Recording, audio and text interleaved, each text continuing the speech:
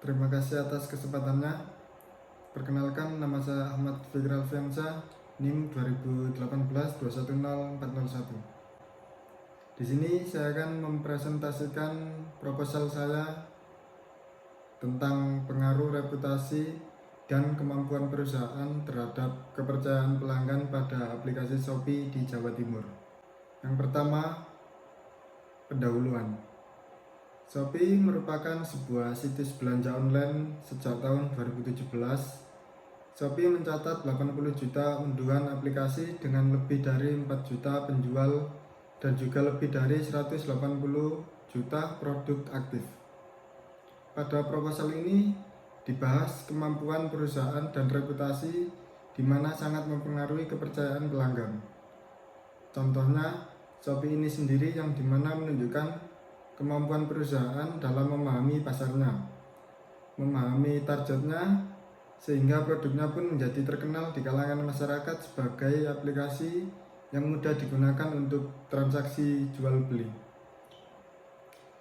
Selain kemampuan perusahaan, reputasinya pun penting. Dengan mudahnya mengakses aplikasi Shopee ini, masyarakat menyukai aplikasi tersebut sehingga reputasi dari aplikasi Shopee ini menjadi sangat baik di kalangan masyarakat. Dari adanya hal tersebut membuat masyarakat sering juga percaya dalam menggunakan aplikasi ini. Maka dari itu dapat dikatakan bahwa kemampuan perusahaan dan reputasi dapat mempengaruhi kepercayaan pelanggan. Dapat dilihat juga di sini melalui Google Trends. Di sini ada Shopee, Lazada, dan Tokopedia. Berikut adalah grafiknya Shopee yang berwarna biru, Lazada berwarna merah, dan Tokopedia berwarna kuning. Berikut ada top brand situs online shopping di Indonesia pada tahun 2021. Berikut data menunjukkan pada tahun 2021, Shopee menduduki peringkat pertama di top brand index dengan persentase 52,9%, yang menandakan aplikasi Shopee sudah sangat melekat di masyarakat. Hal ini berarti Shopee tidak perlu diragukan lagi karena sudah menjadi bagian dari online shopping di Indonesia. Selanjutnya ada rumusan masalah. Rumusan masalah sendiri dibagi menjadi 3. Yang pertama, apa pengaruh reputasi perusahaan terhadap kepercayaan pelanggan pada aplikasi Shopee? Yang kedua, apa pengaruh kemampuan perusahaan terhadap kepercayaan pelanggan pada aplikasi Shopee? Yang ketiga, apakah reputasi dan kemampuan perusahaan berpengaruh terhadap kepercayaan pelanggan pada aplikasi Shopee? Selanjutnya, tujuan penelitian. Tujuan penelitian dibagi menjadi 3. Yang pertama, menganalisis pengaruh reputasi perusahaan terhadap kepercayaan pelanggan pada aplikasi Shopee. Yang kedua, menganalisis pengaruh kemampuan perusahaan terhadap kepercayaan pelanggan pada aplikasi Shopee. Yang ketiga, mengetahui pengaruh reputasi dan kemampuan perusahaan terhadap kepercayaan pelanggan pada aplikasi Shopee. Selanjutnya, manfaat penelitian. Manfaat bagi perusahaan adalah perusahaan dapat mengerti bahwa reputasi perusahaan yang baik dan kemampuan perusahaan dalam menyediakan produk atau jasa itu sangat penting demi mendapatkan kepercayaan pelanggan dan tentunya menguntungkan perusahaan. Hasil penelitian ini diharapkan memberikan pengetahuan bagi peneliti tentang pengaruh reputasi dan kemampuan perusahaan terhadap kepercayaan pelanggan pada aplikasi Shopee di Surabaya. Manfaat bagi Universitas Hayam Wuruk Perbanas Surabaya adalah dari penelitian ini diharapkan dapat bermanfaat menjadi sumber informasi bagi penelitian selanjutnya, serta dapat menjadi bukti kontribusi pada manajemen pemasaran. Bab 2. Penelitian terdahulu. Yang pertama, penelitian dilakukan oleh Islam et al. Pada tahun 2021 dengan judul penelitian The Impact of Corporate Social Responsibility on Customer Loyalty, The Mediating Role of Corporate Reputation, Customer Satisfaction, and Trust. Yang kedua, penelitian yang dilakukan oleh Lydia Gunarso, Jeremy Andriano, Sabrina O. Sihombing, dari jurnal Muara Ilmu Ekonomi dan Bisnis dengan judul Penelitian Keterhubungan Antara Kemampuan, Kebajikan, dan Integritas Perusahaan Terhadap Kepercayaan dan Partisipasi Pelanggan, Studi Empiris pada Tokopedia. Landasan teori. Yang pertama, reputasi. Reputasi menggambarkan perusahaan sebagai gambaran mental instan dari entitas yang tumbuh dari waktu ke waktu sebagai hasil dari kualitas tinggi, standarisasi operasi, dan pendekatan yang berpusat pada pelanggan untuk maju dari waktu ke waktu. Reputasi adalah persepsi perusahaan bisnis di benak publik menurut Robert and Dowling pada tahun 2002.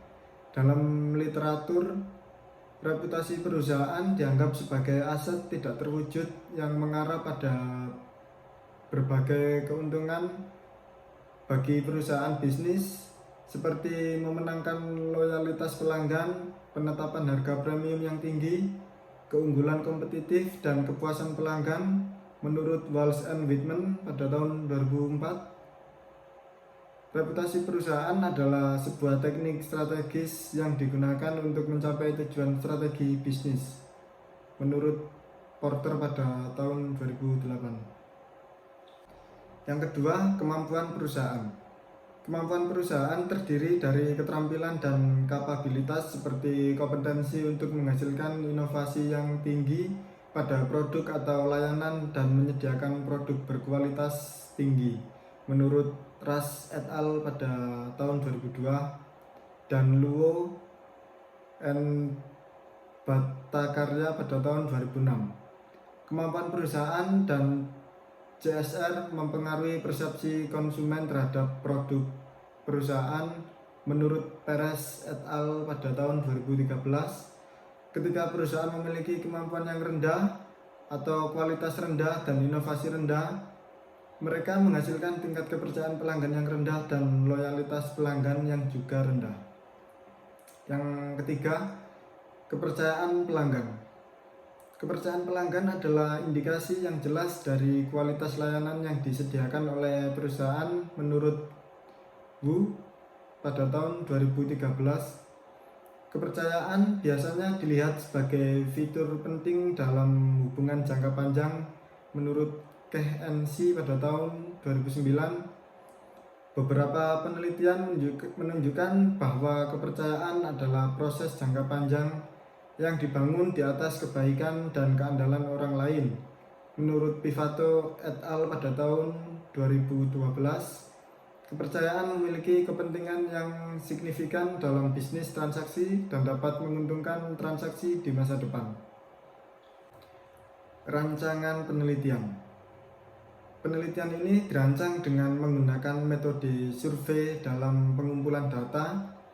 Menurut Burhan Bungin, metode survei merupakan rangkaian atau kumpulan dari beberapa pertanyaan yang disusun sistematis dalam sebuah daftar pertanyaan, kemudian dikirim kepada responden untuk diisi.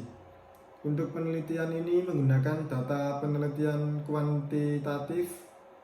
Definisi dari data penelitian kuantitatif ini sendiri adalah sebuah pendekatan untuk menguji objektif dengan memeriksa hubungan antar variabel.